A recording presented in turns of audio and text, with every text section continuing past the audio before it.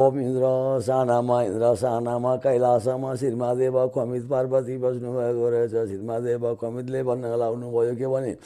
हे पार्वती लो बसिलो म मर्थ्यो म जान्छु भन्दाखेरिमा हुन्छ जान त जानुहोस्, चाँडै पाऊ कष्ट लगाउनुहोस् भन्दा हुन्छ भनेर त्यहाँदेखि सरासरी खरागरी कैलादेखि मर्थेलो म जानुभयो र रहँदा बस्दाखेरिमा बिबे 12 वर्षको बड्कारा थियो। बिबे 12 वर्ष पुग्दा पनि श्रीमादेव खमित आउनुभयो र पार्वती सोलेर सुतले व्याकुल भइकन अब के गरौँ कसो गरौँ कसलाई लिन पठाउँ भनेर मनमा कल्पना गरेर सरासरी खराखरी गाईको गोठमा गइकन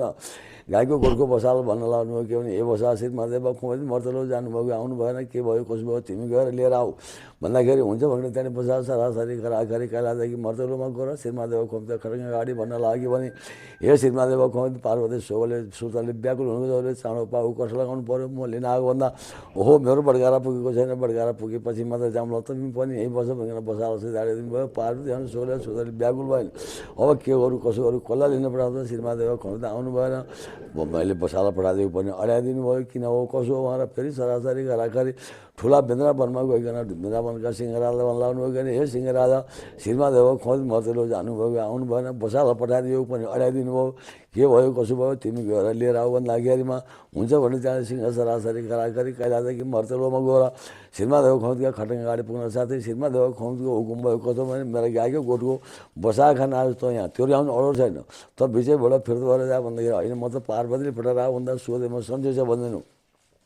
भनेर सिंहलाई फिर्ता गरिदिनु भयो। त्यहाँदेखि सिंह सरासरी खराखरी मर्थेलोदेखि कैलाशमा गएर पार्वती छेउमा भन्न लाग्यो भने हे पार्वती श्रीमादेव खमित पनि सन्चै छन्, बसा पनि सन्चै छ, मलाई त बसा खान आएको भएर नजिक पर्न दिएनन् भन्दाखेरि त्यसो भयो अब के गरौँ कसो गरौँ कसलाई लिन पठाउँ त भनेर पार्वतीले मनमा कल्पना गरे। सुरताले मनमा कल्पना गर्ने केरलाई भन्दा काखीको मैलो रुम झिकेर मिचेर लुँडो पारेर फुकेर प्राण हालिदिएर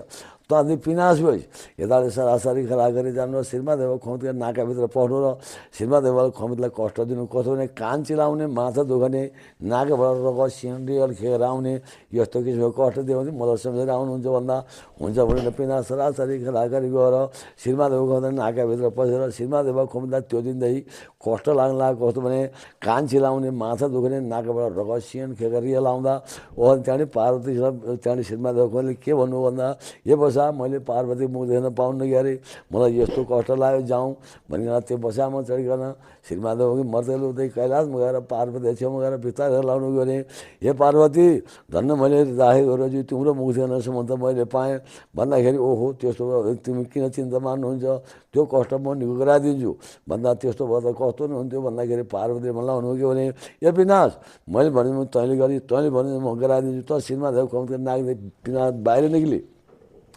भन्दाखेरि पिनाश श्रीमादेव खमित नाकाले बाहिर निस्केर हातहरू कराउन लाग्यो। पार्वती जन्म त मलाई दियो ओ मैले कहाँ जाने के खाने कसरी जीवन निर्वाह गर्ने भन्दा नेपाल पाण्डवसँग अन्ध्र पाण्डेको घर छ, अन्ध्र पाण्डेका घर अगाडि पानीको कुवा छ, पानीको कुवा अगाडि अन्ध्र पाण्डे अष्टान गरेको ठुलो चेप्टे ढुङ्गो छ, त्यसै चेप्टे ढुङ्गो मुनि तैँले बस्नु र त्यो अन्ध्र पाण्डे फालेको सिएन खेर रेल मैल खाएर चाहिँ जीवन निर्वाह गर्नु भन्दा हुन्छ भनेर सरासरी खराखरी गरेर त्यसै ढुङ्गा मुनि बस्यो। पिनासी पनि ल्यायो फुल पनि पार्यो चल्ला पनि काट्यो। पिना ढुल्न गएका व्यवहारमा चाहिँ त्यो अन्ध्र पाण्डेका छोरी बुहारी लुहा लुहाको तातो पानी ढोलिएछन् र पिना ढोल आउँदाखेरिमा वैराग्य लाग्यो। फुल पनि फुटेका चल्ला पनि मरेका पिनासी पनि मरेको पिना वैराग्य भयो। ओ मैले के गरौँ कसो गरौँ कसले हो त यो भन्दाखेरि अरू कसैले नै होइन यो अन्ध्र पाण्डेका जान परिवारहरू मेरा जान पऱ्यो यसले मारौँ यसका जान पऱ्यो म मारिदिन्छु भनेर पिनालाई रिसिटेर सरासरी खराखरी अन्ध्र पाण्डेका गाईका गोठमा गएर मालिकाका कचौडामा बसेर भोलिपल्ट बिहान अन्ध्र पाण्डे गाई दुहुन जाँदाखेरि एउटाबाट दुध आयो एउटाबाट पिपा एउटाबाट रगत आयो एउटाबाट पानी आयो। चारजनाबाट चार परिवार आउँदा दुम्की नदुम दोमन भइदिकन गाई दुहेर घरमा लिएर आएर जान परिवारसँग सल्लाह गरेर लाग्यो। जान परिवारले सल्लाह गर्दाखेरिमा के भने आजको दिन विचार भयो खाउँ भोलिदेखि नखाउँला भनिकन जान परिवार सबैले त्यो दुध खाए। एउटा अन्ध्र पाण्डेले मात्रै खाएन, दुध खाने यति अन्ध्र पाण्डेका सबै जान परिवार सबै मरे। एउटा अन्ध्र पाण्डे मात्रै ठिङ्गा रह्यो। मलाई घर गीति केही पनि चाहिँमा वैराग्य विदेशी जोगी भएर जान्छु भएर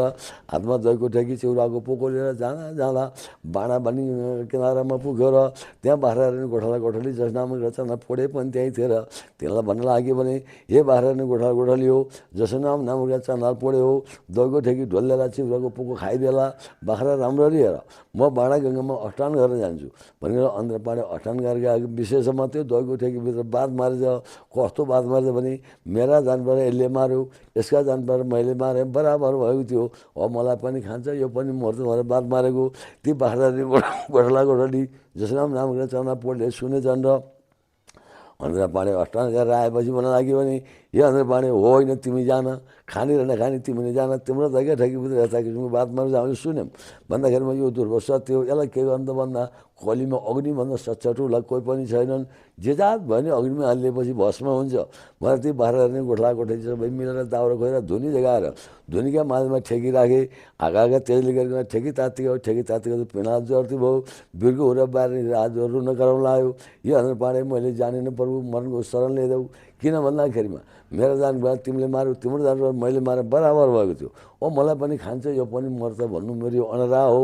भन्दाखेरिमा अब त्यसो भए ती बाख्राले गोठला गोठे चाहिँ नाम चन्द्र पौडेल के भने यो शरणमा आइसकेपछि मार्न हुँदैन, बाजाको राज छोड्नुपर्छ भनेर एक तेली बाजा, दुई तेली बाजा, तिन तेली बाजा बाँधेर अब मैले कहाँ जाने, के खाने, कसरी जीवन निर्वाह गर्ने भन्दा यताले 7 समर्पण सुकेको क्याम्ना गोबिर्सेछ। त्यो सुकेका क्याम्नाका वृक्षमा तैँले बास बस्नु, तर कसैलाई पनि कहिले धक्का त दिँदै नदिनु। यदि दिइहालिस् भने क्याम्नाका पातमा रोटी हालेर खाए पनि तैँले छोड्दिनु, क्याम्नाका पातमा रोटी हालेर खाए पनि तैँले छोड्दिनु भने क्याम्नाका बोक्रा थिचेर खाए पनि तैँले छोड्दिनु, क्याम्नाका बोक्रा थिचेर खाए पनि तैँले छोड्दिनु भने यो कथा सुन्दै 1, 2, 3 छोड्दिनु। यो कथा सुन्नु पनि तैँले छोड्नु भने तँलाई गौ हत्या लाग्ला, ब्रह्म हत्या लाग्ला, शिव हत्या लाग्ला भनिकन ओम गौरव पार्वती बाचा फट पनि आफू दोलो भयो।